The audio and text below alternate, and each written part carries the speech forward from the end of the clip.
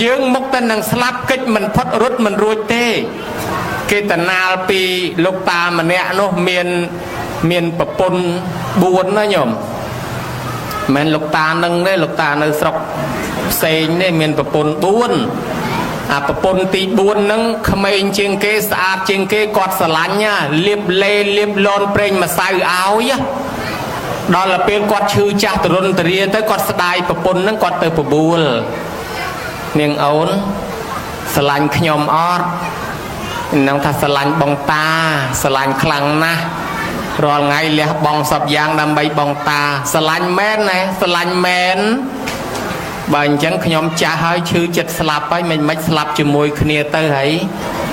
tất cả chuyện tham mấy ở đây bà pôn cho môi khnia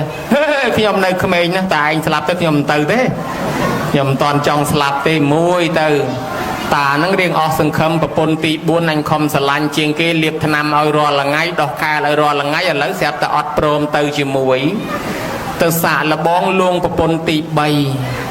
bà pôn tị bay từ xua than niêng sả lạnh nhom ọt tha sả lạnh na bờ sả lạnh chẳng nhom cha hơi chật slap hay slap từ cho môi khnia ọt tê nhom nơi khmer tại anh cha slap tới nhom ai tới vô bắt đầy bàn tiền nhom ai vô bắt đầy môi pi tiệt bàn tại slap tới nhom tới vô bắt đầy tiền ta nó can nó ở sừng khầm mấy bà pôn tị bay can là dạp chiêng môn được tiền tới xua bà pôn tị pi tha sả lạnh nhom mày ọt sả lạnh na sả lạnh bong ta pinh bè đông sả lạnh miệt bong ta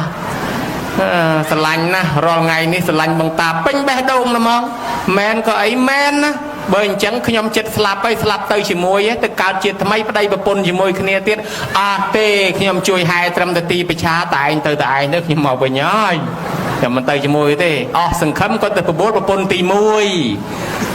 sả lạnh nhom mày sả lạnh mai tục ở bục đạ sập pe các bà đo khnaui rương ấy mình sả lạnh tụ bay bắt đây nâng tới chỉ cài chỉ chma còn nới ta bắt đây nhom tụ bay bắt đây nâng pika pì còn nới ta bắt đây nhom mai tục ở bục đạ ta hơi ôi chẳng men này bởi chẳng nhom chật slap hay slap tới chỉ môi khnia smạ chất lẽ bong sọp bẹp giang mà chỉ vật mà nơi chỉ môi ai hơi slap ruột chỉ môi khnia nhom smạ chất slap ta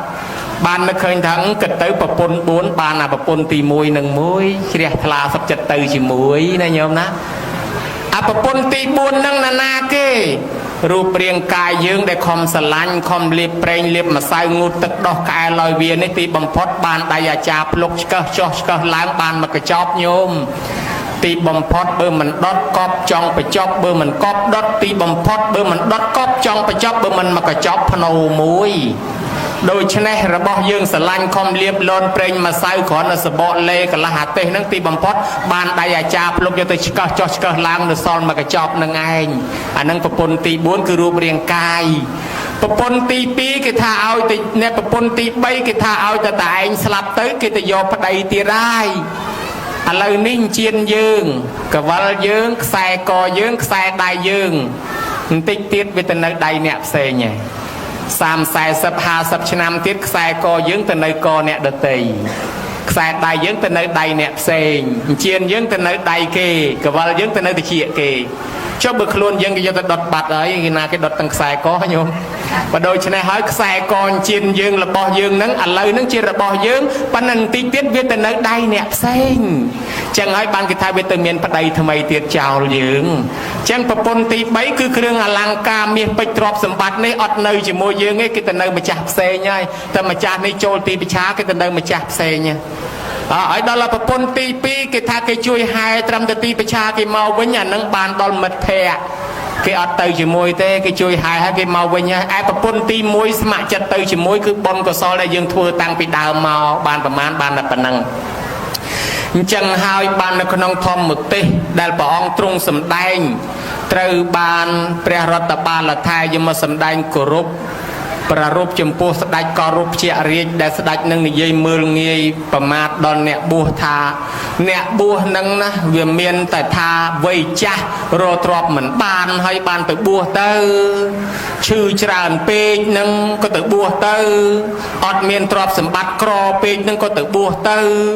ហើយនឹងអត់មានញាតិក្រអភ័ព្វញាតិក៏ទៅបួសទៅមានតែ4នឹងទេអ្នកទៅបួសនោះហើយចុះរដ្ឋបាលថៃកូនអ្នកមានហើយនៅក្មេងកម្លាំងខ្លាំងអញ្ចឹងទៅបួសធ្វើអី បានរដ្ឋបាលថាអាត្មាមិនមែនសម្លឹងឃើញដោយព្រះអង្គឃើញចុងទេអាត្មាឃើញ4យ៉ាងផ្សេងពីនោះដែលទៅបួសនឹងនោះមិនឃើញ4យ៉ាងដោយមហារាជថាឃើញចាស់ពេកធ្វើការមិនកើតឈឺច្រើនពេកក្រពេកអត់ញាតមិនអញ្ចឹងទេអាត្មាឃើញចេះទី1លោកហៅថាឧបនិយតិលោកកោអត្ថវោសត្វលោកយើងនេះត្រូវជារានាំទៅកាន់មរណៈ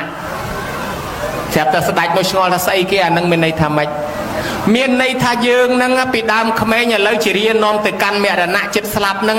ស្ដាប់អត់យល់ទេអានឹងថាម៉េចបានព្រះរាជាថាចឹងទៅព្រះរដ្ឋបាលលោកថាមហារាជពីដើមប្រកែណាចេះលោតចេះផ្លោះហោះលោតពីលើខ្នងសេះខ្នងតម្រៃបាញ់ព្រួញកាប់ដាវប្រកែអូមែនយើងប្រកែមែនពីដើមយើងកាប់ដាវយើងលោតពីលើខ្នងសេះខ្នងតម្រៃដាំដងរត់លឿនប្រកែបាញ់ព្រួញក៏ប្រកែឥឡូវហ្នឹងឯងពីជំនាន់នោះមហារាជប្រកែមែនហើយឥឡូវហ្នឹងមហារាជនៅប្រកែដូចអញ្ចឹងទៀតអីអត់អូយដេកគុណឲ្យ8ថ្លាយហើយលែងហក់លែងលោតដូចជំនាន់នោះបានហើយឥឡូវហ្នឹងឈានជើងចង់ទៅជន់កន្លែងនោះឈានទៅវាទៅជន់ខុសកន្លែងទៅវិញក៏មានដែរដេកគុណហើយហើយយាយខ្លះដាក់វ៉ែនតាទាញមកលើក្បាលខ្វោកដើររមមកព្រឹករមមិនឃើញទេយាយខ្លះទៀតកម្មានឹងឯងយកទៅជូតក្បាលដើររកកម្មាមកព្រឹកមានអ្នកខ្លះស្បែកជើងយងដៃដើរសួរគេពេញវត្តបាត់ស្បែកជើងជួនកាលចេញចូលបន្ទប់ទៅមក2-3ដងអញនឹងទៅយកស្អីទេផ្លេចបាត់ហើយអត់នឹកមិនឃើញចឹងបានស្ដេចនឹងថាខ្ញុំពីដើមប្រកែចេះប្រកែចាំប្រកែកិច្ចប្រកែលូតឥឡូវនេះដើរយងទៅខ្លួនមិនរួចផង8ជាងហើយបានលោកបញ្យល់ថាអានឹងហើយមហារាជអានឹងហើយឃើញដែរជារានាំទៅកាន់មរណៈអញ្ចឹងមហារាជពីដើមខ្លាំងឥឡូវខ្សោយទៅបន្តិចទៀតគង់តែស្លាប់ទេហើយមួយអាត្មាឃើញយល់ឃើញអញ្ចឹងបានអាត្មាទៅបួសហើយមួយទៀតអាត្មាយល់ឃើញថាសត្វលោកទាំងអស់មិនមានអ្វីជាទីពឹងទេមិនមានអ្វីជាទីអាងទេហើយអាហ្នឹងអាមិនទៅលោកថាអាចមហារាជធ្លាប់ឈឺអត់ពេលមហារាជដេកនៅឈឺលើកទេលហ្នឹងមានអាមាត្យណាមកឈឺជំនួសបានអត់ផងឈឺតែយើងហ្នឹងហើយយើងមានទ្រព្យសម្បត្តិមានអាមាត្យមានសេនាប្រមាណក៏ដោយគ្មានអាមាត្យណាមកឈឺជំនួសយើងទេយើងអ្នកឈឺយើងអ្នកស្លាប់ឃើញដែរអញ្ចឹងអត់មានអីទីពឹងទេអញ្ចឹងបានអាត្មាមកបួសហើយទី3នោះអាត្មាយល់ឃើញថាអញ្ចេះសត្វលោកទាំងអស់នឹងឯងត្រូវតែព្រាត់ប្រាសរបស់ជាទីស្រឡាញ់ជាទីពេញចិត្តទាំងអស់ហើយស្ដេចនឹងឆ្ងល់អានឹងស្អីគេអានឹងមានន័យថាម៉េចអានឹងមានន័យថាយើងមិនមានអីថិតថេរទេយើងស្រឡាញ់របស់នេះស្រឡាញ់របស់នេះដូចអាត្មាថាមិនអញ្ចឹងមាសពេជ្រកែវកងទ្រព្យសម្បត្តិតែបន្តិចទៀតយើងស្លាប់ទៅវាទៅនៅដៃអ្នកដទៃហើយរបស់យើងស្រឡាញ់នឹងមិនអាចយកទៅបានទេតែខ្លួនយើងយកទៅមិនបានផងត្រូវគេដុតចោលចុះរបស់ជាទីស្រឡាញ់របស់យើងត្រូវទៅនៅអ្នកដៃដទៃអ្នកកាន់ហើយណាញោមអញ្ចឹងយាយខ្លះគេជូនកម្មាគេជូនខោអាវឲ្យគាត់អត់ហ៊ានប្រើទេគាត់បត់ទុកអាត្មាឃើញគេដាក់លើមឈូសទៅញយញោមឯងគាត់អត់ប្រើទុកខ្លាចកាចាស់ស្រាប់តែស្លាប់ចោលអត់បានស្លៀកកូនចៅយកដាក់លើមឈូសដុតចោលខ្ទេចក៏មានដែរអញ្ចឹងញោមមើលឃើញណាបានស្ដាច់នឹងស្ដាប់បានហើយបានមួយទៀតលោកថាសត្វលោកនេះមិនចេះគ្រប់មិនចេះឆ្អែតត្រូវជាខ្ញុំនៃតណ្ហាហើយនឹងមានន័យថាម៉េចមានន័យថាតាំងពីកើតមកនឹងបាតដៃក្តាប់ទៅវិញបាតដៃលាកើតមកចង់មានចង់បានចង់លោភលន់ឆ្លោះទាស់គ្នាពីរឿងដីធ្លីពីរឿងទ្រព្យសម្បត្តិចង់ចាញ់ចង់ឈ្នះប៉ុន្តែដល់ទីបំផុតត្រឡប់ទៅវិញទុកចោលនៅលើនេះទាំងអស់មានដីប្រមាណម៉ែត្រក៏ទុកចោលដែរណាញោមណាអត់បានយកស្អីទៅទេបានជាអ្នកប្រាជ្ញធំគេរំលឹកមុននឹងស្លាប់ទៅឲ្យយើងចម្លងទ្រព្យធ្វើបុណ្យឲ្យហើយសូម្បីតែលោក Steve Jobs អ្នកផលិត iPhone ឲ្យយើងប្រើនេះក៏គាត់ផ្ដាំទុកដែរគាត់រៀបស្លាប់ទៅគាត់ថាខ្ញុំជាអ្នកដែលមានមុខជំនាញឈ្នះលើមុខជំនួញគេថាខ្ញុំមានលុយរាប់លានដុល្លារប៉ុន្តែឥឡូវនេះខ្ញុំដេកនៅលើគ្រែរងចាំស្លាប់អត់មានណាមកឈឺស្លាប់ជំនួសខ្ញុំទេនៅតែ2-3ម៉ោងទៀតខ្ញុំត្រូវស្លាប់ទៅចោលទ្រព្យសម្បត្តិរាប់លានដុល្លាររបស់ខ្ញុំទៅនៅដៃអ្នកដទៃទាំងអស់ឃើញដែរអញ្ចឹងបានគាត់ផ្ដាំថាអ្នកនៅរស់មុននឹងស្លាប់ទៅខំធ្វើបុណ្យខំធ្វើល្អឲ្យបានច្រើនទៅ